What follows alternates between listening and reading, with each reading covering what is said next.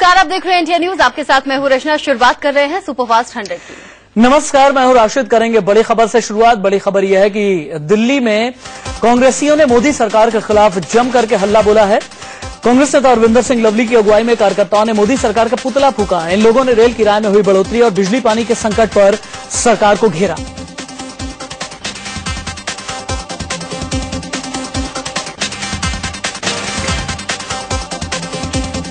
और कांग्रेस ने मटका फोड़ प्रदर्शन किया। बीजेपी के साथ केजरीवाल मुर्दाबाद के नारे भी लगाए गए।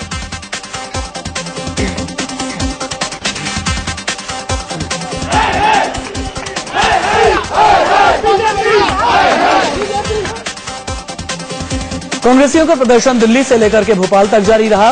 पुलिस और प्रदर्शनकारियों के बीच काफी देर तक धक्का मुक्की होती रही। हंगामे पर काबू पाने में पुलिस वालों के पसीने छूट गए।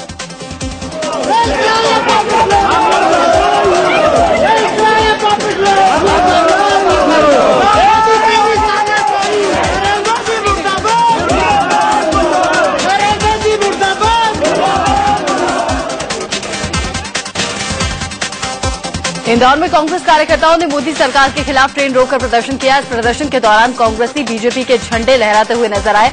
प्रदर्शन के दौरान ऐसा पहली बार देखने को मिला है। वहीं इंदौर में कांग्रेस कार्यकर्ताओं ने रेल किराया बढ़ोतरी के विरोध में मोदी सरकार के खिलाफ अनोखा विरोध किया। यूथ कांग्रेस के कार्यकर्ताओं ने मोदी का मुखौटा पहनकर लोगों को कड़वी चाय पिलाई। एमपी के गुना में भी कांग्रेस कार्यकर्ताओं ने रेल किराए में हुई बढ़ोतरी के विरोध में प्रदर्शन किया। प्रदर्शनकारियों ने मोदी सरकार का पुतला फूंककर के खिलाफ अनोखा विरोध किया। यूथ कांग्रेस के कार्यकर्ताओं ने मोदी का मुखौटा पहनकर लोगों को कड़वी चाय पिलाई। एमपी के गुना में भी कांग्रेस कार्यकर्ताओं ने रेल किराए में हुई बढ़ोतरी के विरोध में प्रदर्शन किया। प्रदर्शनकारियों ने मोदी सरकार का पुतला फूंककर बढ़े हुए किराए को लेकर वापस करने की मांग की।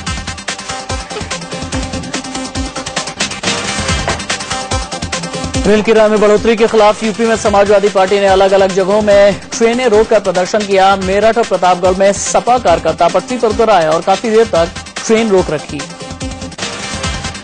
प्रधानमंत्री नरेंद्र मोदी के संसदीय क्षेत्र वाराणसी में भी समाजवादी पार्टी ने रेल किराए के विरोध में मोर्चा खोला। वाराणसी के गोलघर इलाके में रेल रिजर्वेशन सेंटर पहुंचकर एसपी कार्यकर्ताओं ने काम को बाधित किया।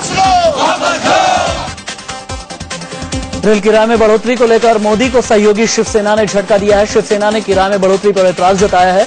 शिवसेना प्रमुख उद्धव ठाकरे ने कहा कि वो इसे लेकर प्रधानमंत्री नरेंद्र मोदी से बात करेंगे।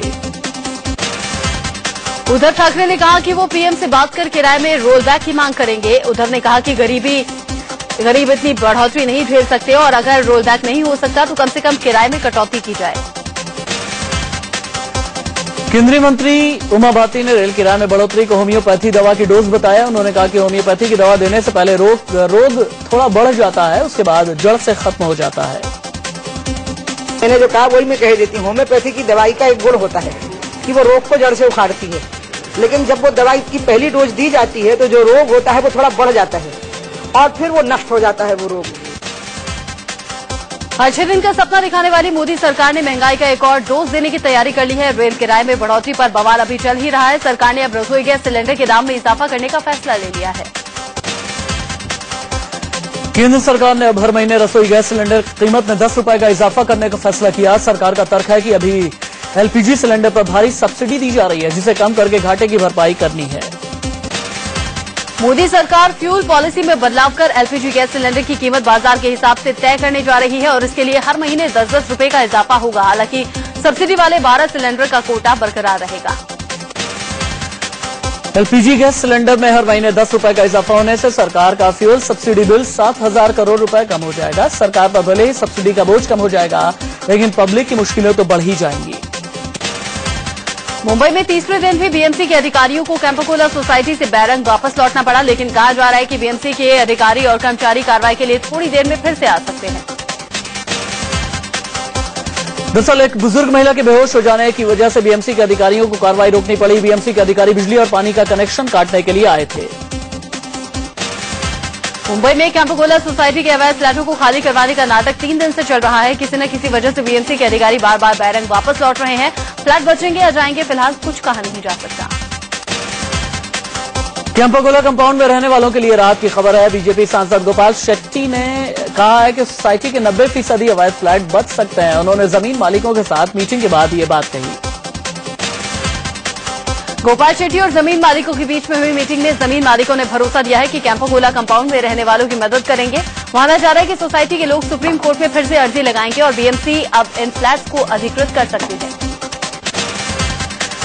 पूर्व बॉयफ्रेंड और कारोबारी पार्टनर नसवाड़िया पर बदसलूकी का आरोप लगाने वाली प्रीति जिंटा मुंबई लौट आई हैं। सूत्रों से खबर है कि सोमवार को प्रीति पुलिस के सामने अपना बयान दर्ज करवा सकती हैं। प्रीति जिंटा ने नसवाड़िया के खिलाफ मुंबई के मरीन ड्राइव थाने में शिकायत दर्ज करवाई थी और फिर अमेरिका चली गई थी। पुलिस ने उन्हें बयान दर्ज करवाने के लिए 7 दिन का वक्त दिया था और इसीलिए वो मुंबई आई हैं। बताया जा रहा है कि प्रीति ने इस मामले में मुंबई पुलिस एक बड़े क्रिकेटर के बेटे का भी बयान दर्ज कर सकती है। खबर है कि प्रीति और नसवाड़िया के बीच जब विवाद हो रहा था तब वानखेड़े स्टेडियम में एक बड़े क्रिकेटर का बेटा भी मौजूद था। सूत्रों के मुताबिक नसवाड़िया ने बड़े क्रिकेटर के बेटे से भी बदसलूकी की थी। दरअसल उसने नस को रोकने की कोशिश की थी, जिस पर नस भड़क उठे थे। मुंबई पुलिस अब इस बड़े क्रिकेटर के बेटे से बतौर गवाह बयान दर्ज करना चाहती है। प्रीति जिंटा मामले में बिजनेसमैन दानिश मर्चेंट ने नसवाड़िया के खिलाफ गवाही दी है। मुंबई पुलिस को दिए अपने बयान में मर्चेंट ने माना है कि प्रीति के आरोप सही हैं और नसवाड़िया ने 30 मई को प्रीति से बदसलूकी की थी, उन्हें गालियां दी थी। आज होने वाली UP combined pre medical test की परीक्षा रद्द कर दी गई। गाजियाबाद में पेपर लीक होने का मामला सामने आया था और डीएम की रिपोर्ट के बाद परीक्षा रद्द कर दी गई। पर्चा लीक होने के मामले में जांच के आदेश भी दे दिए गए हैं। दरअसल गाजियाबाद के इलाहाबाद बैंक और स्टेट बैंक में सीपीएमटी के पेपर रखे हुए थे। इस पर बॉक्स में ये पेपर थे, उस बॉक्स से छेड़छाड़ हुई थी। इसके बाद डीएम ने पेपर लीक होने की बात बताते हुए परीक्षा रद्द करने की सिफारिश कर दी।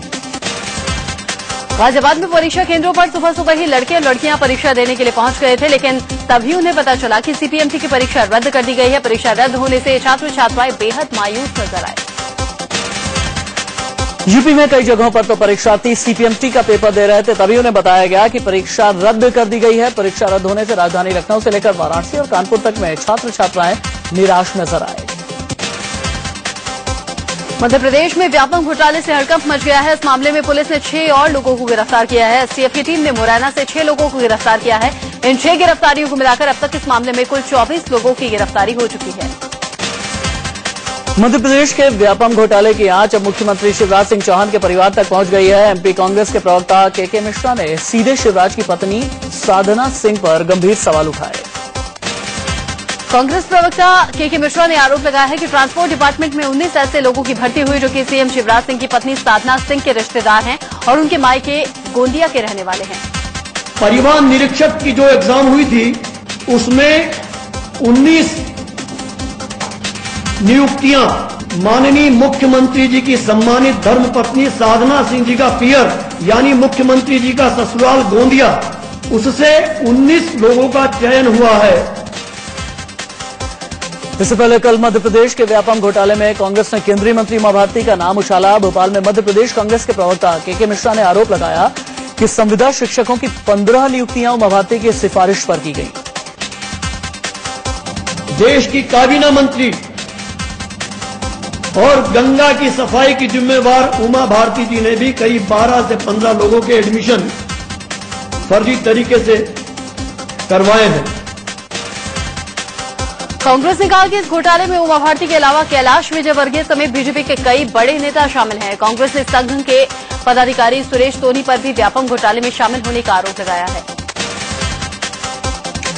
कांग्रेस ने एसटीएफ की जांच पर सवाल उठाया है। कांग्रेस ने कहा है कि एफआईआर में नाम होने के बावजूद अभी तक मुख्यमंत्री शिवराज सिंह चौहान के पूर्व पीए प्रेमचंद प्रसाद की गिरफ्तारी नहीं की गई।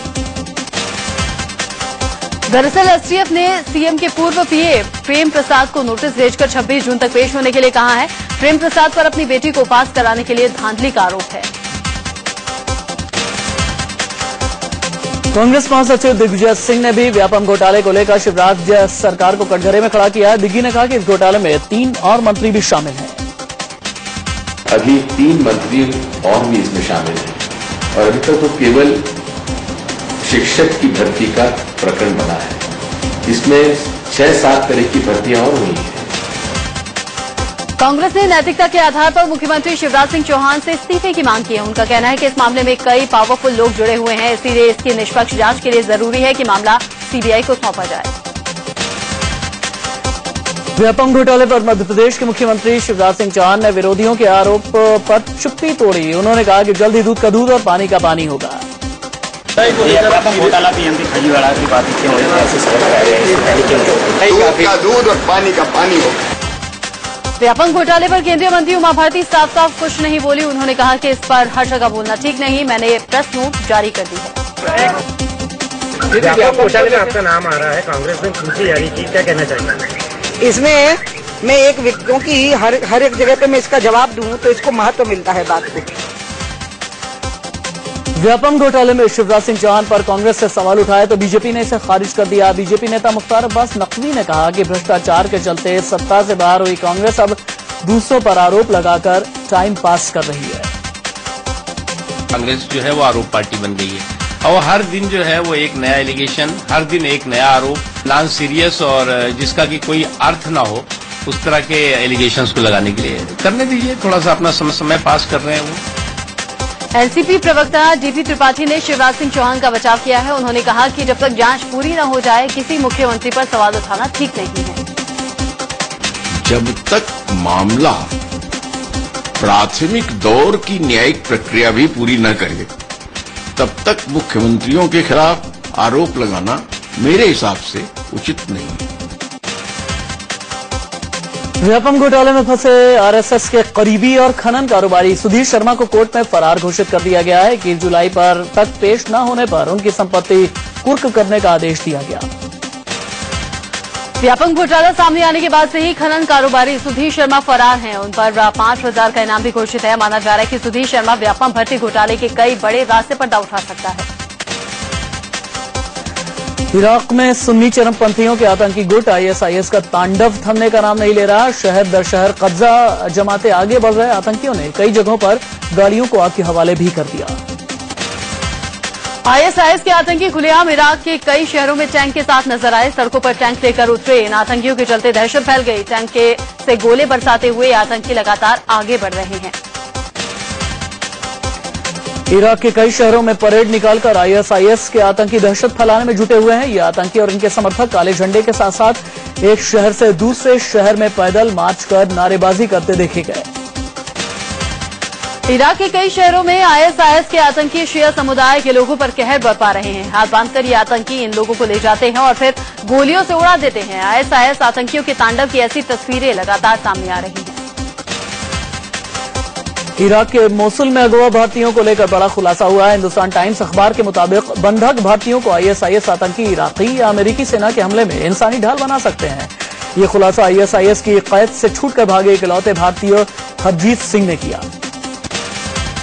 हिंदुस्तान टाइम्स अखबार के मुताबिक एक इराकी अफसर के हवाले से बताया गया है कि भारतीय बंधकों से विस्फोट और हथियार ढोने के लिए कुली की तरह काम करवाया जा रहा है और जब आईएसआईएस के आतंकियों पर हमले की नौबत आएगी तो इन भारतीय बंधकों को आगे कर दिया जाएगा।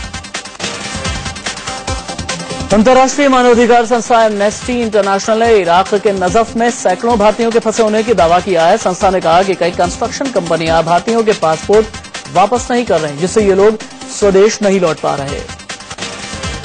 इराक के बसरा में फंसे दीदार सिंह का घरवाले इंतजार कर रहे हैं। जम्मू के कलोए गांव में दीदार का परिवार दहशत में है। फोन करके दीदार के घरवालों को बताया गया कि जिस कंपनी में वो काम करता है वो पासपोर्ट उसका नहीं लौटा रहे हैं। आम आदमी पार्टी के नेता अरविंद केजरीवाल आज ई रिक्शा चालकों की रैली करने वाले हैं। दिल्ली के आदर्श नगर में शाम 4 बजे उनकी रैली है। विदेश मंत्री सुषमा स्वराज 25 जून को 3 दिन के बांग्लादेश दौरे पर रवाना होंगी। सुषमा बांग्लादेश के साथ ही विदेश मंत्री से द्विपक्षीय वार्ता करेंगी। विदेश मंत्री बनने के बाद सुषमा की ये दूसरी विदेश यात्रा है। इससे पहले वो पीएम के साथ भूटान गई थी।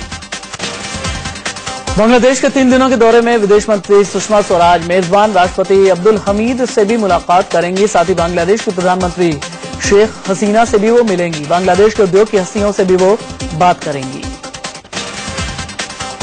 केंद्रीय मंत्री नितिन गडकरी ने कहा है कि बीजेपी के वरिष्ठ नेता लालकृष्ण आडवाणी में राष्ट्रपति बनने की काबिलियत है। उन्होंने कहा कि जो नेता डिप्टी पीएम रह चुका है उसे अगर लोकसभा अध्यक्ष बनाया जाता तो ये तर्क संगत नहीं रहता।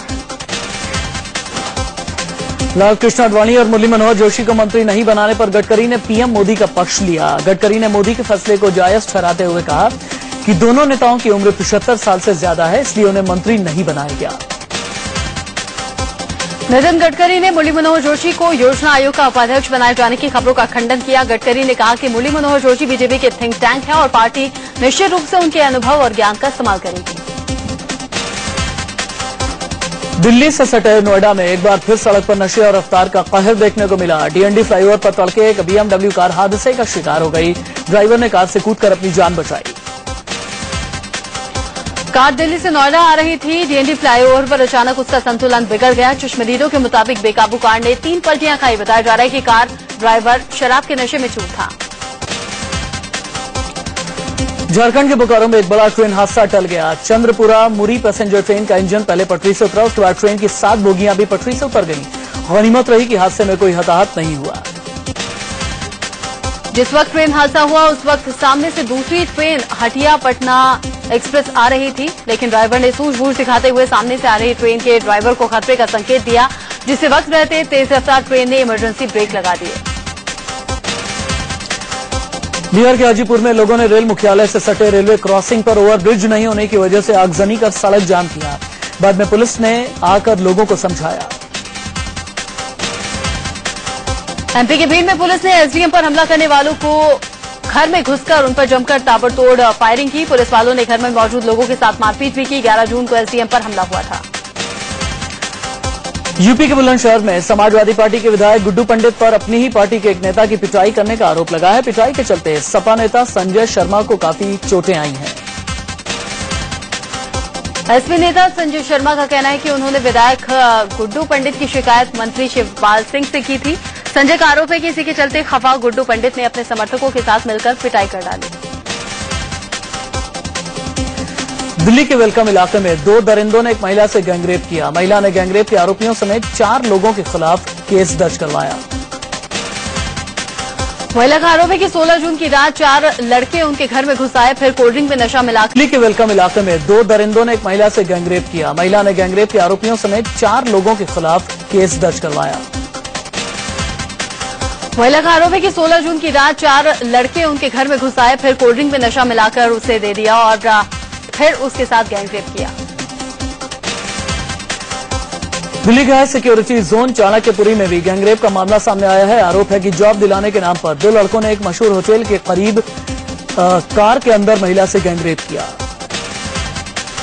पीड़ित के मुताबिक उसे कोल्ड ड्रिंक में नशीला पदार्थ मिलाकर आरोपियों ने दिया और फिर गैंगरेप किया। पीड़ित ने 20 मई को थाने में मामला दर्ज करवाया था, लेकिन महिला ने मेडिकल करवाने से इनकार कर दिया।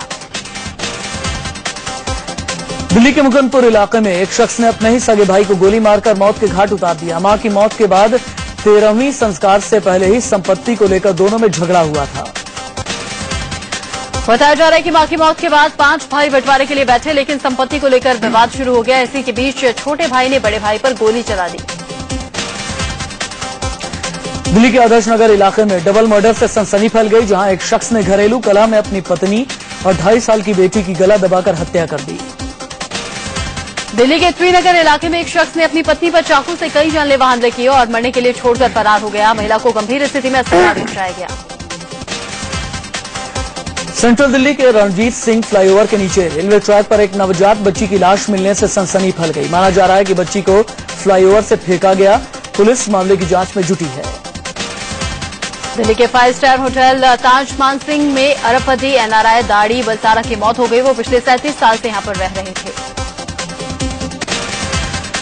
दिल्ली के चाचा नेहरू अस्पताल में डॉक्टर की लापरवाही से बच्ची की मौत का मामला सामने आया है। राजस्थान के झालावाड़ में एक थानेदार पर रेप का आरोप लगा है। घाटोली थाने के थानेदार रहे रामभरोस मीना पर एक महिला ने हिरासत में लेकर दुष्कर्म का आरोप लगाया। मध्य प्रदेश के भिंड में टोल नाके पर एक थाना प्रभारी की गुंडागर्दी देखने को मिली। टोल टैक्स मांगने पर थाना प्रभारी ने अपने साथियों के साथ मिलकर कर्मचारियों की जमकर पिटाई कर दी। लोहरदगा में सीआरपीएफ की टीम ने छापेमारी कर भारी मात्रा में हथियार और विस्फोटक बरामद किए। गुजरात के जामनगर में 370 फीट गहरे बोरवेल में गिरने से 4 साल के बच्चे की मौत हो गई। दिल्ली में मानसून तय समय से पहले दस्तक दे सकता है। प्राइवेट वेदर फोरकास्टिंग कंपनी का दावा है कि दिल्ली में 24 से 25 जून को मानसून आ सकता है। दरअसल पहले दिल्ली में 28 जून को मानसून के दस्तक देने की खबरें आई थी, लेकिन प्राइवेट वेदर कंपनी के दावे के बाद दिल्ली में 4 दिन पहले ही मानसून के आने का अनुमान है। यूपी के रायबरेली में गंगा किनारे कई मछलियां मरी हुई पाई गई। मछली के मरने के बाद यहां तेजी से दुर्गंध फैलती जा रही है।